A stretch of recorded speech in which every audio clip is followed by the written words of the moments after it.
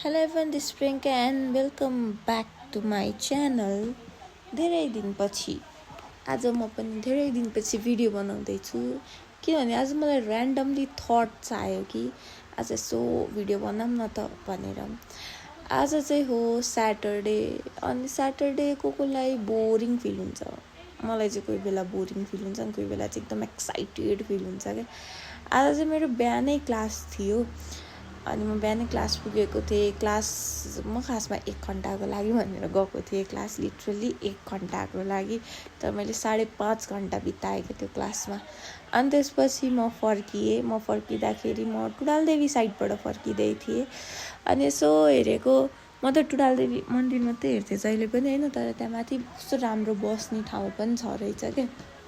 अनि कहाँबाट जाने रहेछ भनेर म मन्दिरभित्र छिरेर हेर्दै थिएँ। यो सिँढीबाट माथि गएर हेरेँ मैले, तर त्यो ठाउँ मैले भेट्टाइनँ। अनि फेरि तलबाट घुमेर जानुपर्ने रहेछ। अनि म चाहिँ त्यहाँ मेरो टाइम स्पेन्ड गरिरहेको थिएँ किनभने म मोटीलाई कुर्न गएको थिएँ। त्यहाँनिर खासमा लिन गएको थिएँ, तर म 1 घन्टा कुर्नु पऱ्यो। अनि 1 घन्टा कुर्दाखेरिमा आई एक्सप्लोर द टुडालदेवी मन्दिर एरिया के पुरै। लिटरली म जस्तो हावा त को होला क्या यो संसारमा जस्तो लाग्छ मलाई कहिलेकाहीँ, किनभने क्या टाइम हुन्छ क्या मसँग, कहिले चाहिँ क्या टाइम हुन्छ होइन, कहिले चाहिँ फेरि टाइमै हुँदैन क्या टाइम हुने भने चाहिँ स्याटरडे आफ्टर क्लास चाहिँ म एकदम बेलले मान्छे हो कि मसँग केही काम हुँदैन।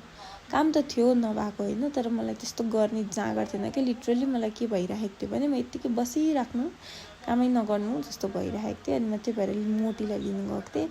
मोटीलाई लिन जाँदा ठाउँ पनि एक्सप्लोर भयो अनि आजको दिन पनि सिद्धियो मेरो। त्योभन्दा बाहेक त केही पनि छैन, नथिङ फर टुडे। अनि त्यसको पनि 1 घन्टा सिद्धियो र म गएर लिएर आएँ। That much for today.